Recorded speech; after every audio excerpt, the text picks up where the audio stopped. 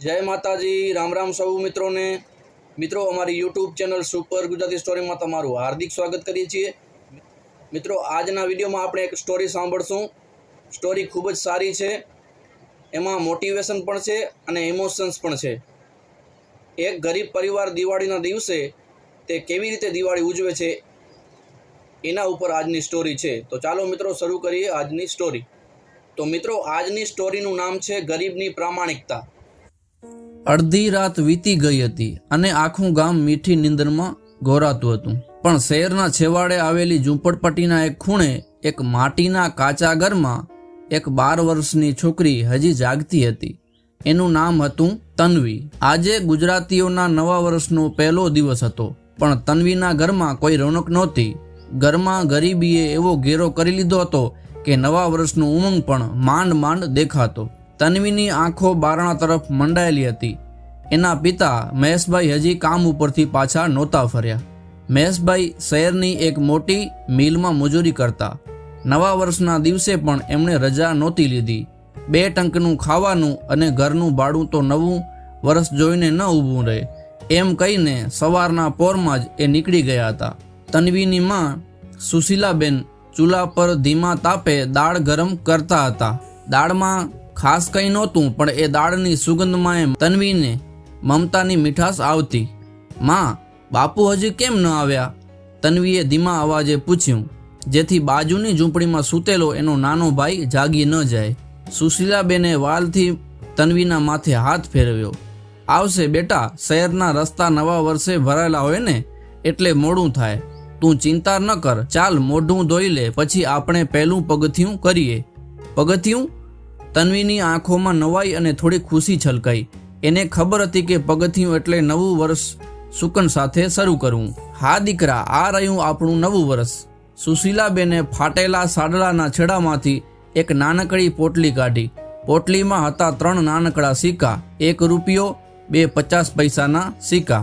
આ આપણું નવું વર્ષ, આને વાપરીને આપણે મીઠું મોં કરશું। તન્વીની આંખોમાં પાણી આવી ગયું।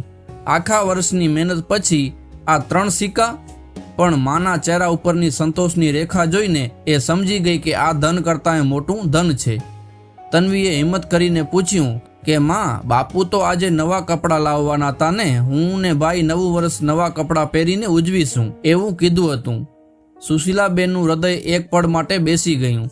એણે ધીમેથી તન્વીનો હાથ પકડ્યો। બેટા, આજે કારખાનામાં હિસાબ નહોતો થયો। બાપુ કહેતા હતા કે મંગળવારે પૈસા મળશે। કપડાં તો શું, તારા માટે તો સોનાની બંગડીઓ લાવીશ। આ તો જો નવા વર્ષની આશીર્વાદ। તન્વીએ આશાભરી નજરે જોયું। એને ખબર હતી કે એની માં ખોટું નહીં બોલતી। ગરીબીમાં જીવતા માણસોને આશાનું બળ જોઈએ।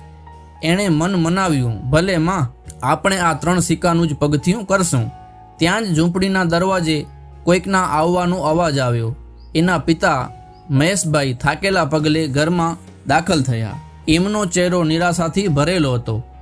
સુશીલાબેને સ્નેહથી સ્વાગત કર્યું। આવી ગયા સ્વામી? હા, પણ માફ કરજે સુશીલા, આજે શેઠે હાથ ઊંચા કરી દીધા અને કીધું કે નવા વર્ષે હિસાબ ન થાય। મહેશભાઈએ ખિસ્સામાંથી એક કાગળ કાઢ્યો। બાળકો માટે મીઠાઈ લેવા પૂરતા પૈસા આપ્યા છે, બીજું કંઈ નહીં। તન્વીની આંખોમાં થોડી વાર પહેલાં જે ખુશીનો ચમત્કાર હતો એ ઓલવાઈ ગયો। નવા કપડાં નહીં, ઘર માટે રાશન નહીં, બસ થોડી મીઠાઈ। પણ એણે એના પિતા સામે જોયું। એમનો ચહેરો ગ્લાનિથી ભરેલો હતો। એ સમજી ગઈ કે એના બાપુનો વાંક નહોતો। કોઈ વાંધો નહીં બાપુ, તન્વી દોડીને એના પિતાને વળગી પડી। આજે આટલું એ ઘણું છે, આપણે મીઠાઈ ખાઈને નવું વર્ષ મીઠું કરીશું। મહેશભાઈએ દીકરીને જોરથી ભેટી લીધી। એની આંખોમાંથી 2 ટીપા ખરી પડ્યા। મારી તન્વી તો મોટી ડાઈ થઈ ગઈ છે, ચાલ હવે આપણે નવું વર્ષ ઉજવીએ। મહેશભાઈએ જે કાગળમાંથી પૈસા કાઢ્યા હતા એની કિંમત માંડ 50 રૂપિયા હતી। એ પૈસા તન્વીના હાથમાં મૂકતા એમણે કહ્યું, તન્વી બેટા, તું હવે મોટી થઈ ગઈ। આ ભાઈ સૂતો છે, તું ને તારી માં જરાક શહેરના બજારમાં જઈ આવો, સારી તાજી મીઠાઈ લઈ આવજો। આજે નવા વર્ષનો પહેલો દિવસ છે, તો મોં મીઠું કરવું જ જોઈએ। તન્વીના ચહેરા પર નાનકડી ખુશી આવી ગઈ। ઘણા દિવસો પછી એ શહેરના અંદરના ભાગમાં જવાની હતી। એને ત્યાંની રોનક જોવી ગમતી। પણ સુશીલાબેન ખચકાયા. નવા વર્ષે એટલી ભીડ હોય છે ને, આટલા ઓછા પૈસામાં શું મીઠાઈ આવશે? તું ચિંતા ન કર સુશીલા, બજારની છેવાડે પેલા વિનોદભાઈની દુકાન છે ને, એ તાજી અને સસ્તી મીઠાઈ રાખે છે. મહેશભાઈએ ભારપૂર્વક કહ્યું. જાઓ તમે બે જાઓ, હું ભાઈનું ધ્યાન રાખીશ. તન્વીએ તરત જ ફાટેલી ઓઢણી માથે ઓઢી અને એની મા સાથે હાથમાં હાથ પરોવીને ચાલી નીકળી. સડક પર આવતા જ તન્વીની આંખો પોળી થઈ ગઈ. નવા વર્ષની સવાર હતી. બજારમાં અદ્ભુત રોનક હતી. લોકો નવા કપડાં પહેરીને હસતા બોલતા એકબીજાને સાલ મુબારક કહી રહ્યા હતા. મોંઘી ગાડીઓ, ચકચકિત દુકાનો અને મીઠાઈની લલચાવનારી સુગંધ. તન્વીને લાગ્યું કે જાણે પોતે કોઈ સપનાની દુનિયામાં આવી ગઈ હોય. સુશીલાબેન તન્વીનો હાથ મજબૂત રીતે પકડીને ઝડપથી ચાલી રહ્યા હતા. એમનો ઉદ્દેશ્ય માત્ર મીઠાઈ ખરીદવાનો હતો, નહીં કે આ રોનકમાં ખોવાઈ જવાનું.